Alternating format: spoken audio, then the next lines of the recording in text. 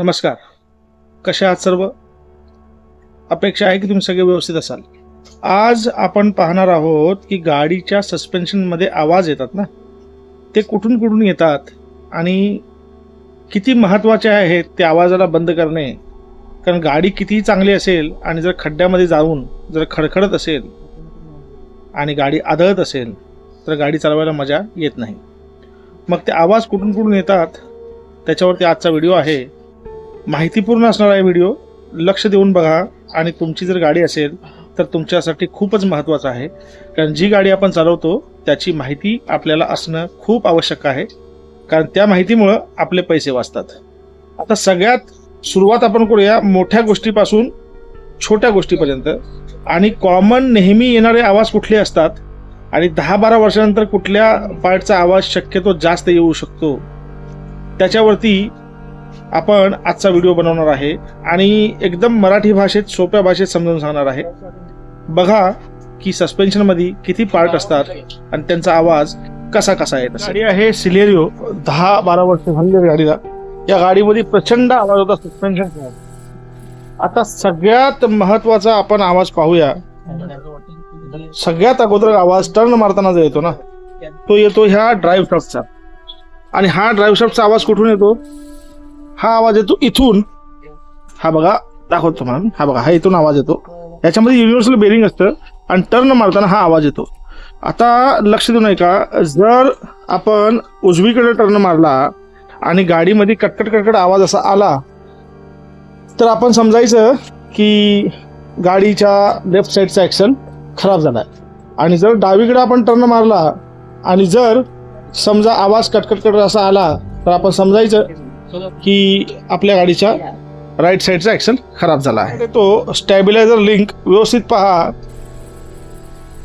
खड्ड्यांमध्ये सगळ्यात जास्त खडखड खडखड करणारा आवाज म्हणजे हा स्टॅबिलायझर लिंकचा असतो. आणि तो आवाज हा असा लूज जर पडला तर त्याच्यामुळे हा आवाज येऊ शकतो. स्टॅबिलायझर लिंक 2 असतात, लेफ्टला आणि राईट. बदलताना दोन्ही बाजूच्या काही मेकॅनिक लोक काय करतात की थोडंसं आळस किंवा मग इच्छा नसेल तर हे बुशिंग बदलत नाहीत.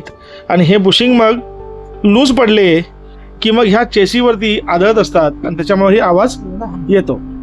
तिसरा महत्त्वाचा पार्ट आवाज करणारा तो म्हणजे हा लोअर आर्म. ह्या लोअर आर्मचा हा जर बॉल जॉईंट जर समजा लूज झाला असेल असा आवाज करतो. आणि हा लोअर आर्मचे बुश गेले असतील तर तोही असा आवाज करतो. स्वस्त असतो सिलेरिओचा, 1100-1200 रुपयाला कंपनीचा येतो लोअर आर्म. बदलताना दोन्ही बदलावेत, एक बदलू नये, कारण मग एक बदलला तर दुसऱ्या बाजूला कमकुवत ठरतो आणि मग आवाज चालू होतो.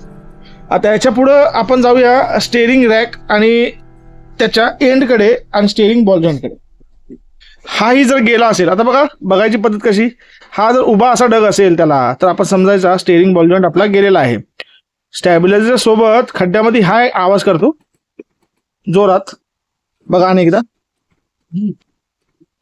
आणि जर 10-12 वर्ष झाली असतील तर स्टेअरिंग रॅक ही आवाज करतो. याच्यामध्ये आर्म असतो आणि तो झिजल्यामुळे बुशिंगमध्ये तोही खड्ड्यामध्ये जोरदार आवाज करतो. तर या बाबी झाल्या तुमच्या फ्रंट सस्पेन्शनच्या. आता जाऊया शॉक ऑब्झर्वरकडे. शॉक ऑब्झर्वरचं नेमकं काम काय असतं ते लोकांना कळत नाही. स्प्रिंगचं काम असतं की गाडीला स्पीडमध्ये खाली येऊ न देणे. शॉक ऑब्झर्वरचं काम असतं की टायर खड्ड्यामध्ये जोरात खाली जाऊ न देणे, म्हणजे शॉक ऑब्झर्व करायचं काम असतं. जर हा असा लिकेज असेल तर आपण शॉक ऑब्झर्वर बदललेला बरा आणि कधीही चांगला. स्प्रिंग शक्यतो कधी खराब होत नाही, पण स्टडकिट सोबत हे माउंट घालणं ओरिजिनल फार गरजेचं आहे. तर असा झाला हा फ्रंट सस्पेन्शनचा भाग. आपण सिलेरिओचं काम करतोय, सगळे पार्ट आपण जेन्युइन घालणार आहोत कंपनीचे. आणि घातल्यानंतरही तुम्हाला एक व्हिडिओ बनवून दाखवेन मी आणि मग परफॉर्मन्स बघू गाडीचा कसा आहे तो. ठीक आहे, आजच्या पुरतं एवढंच. परत भेटू पुढच्या ब्लॉगमध्ये आणि एका गाडीसोबत. असेच काहीशे माहितीचे टिप्स मी शेअर करत असतो. यूट्यूबवर असाल तर नक्की सबस्क्राईब करा, कारण माहिती कधीही फुकट जात नाही.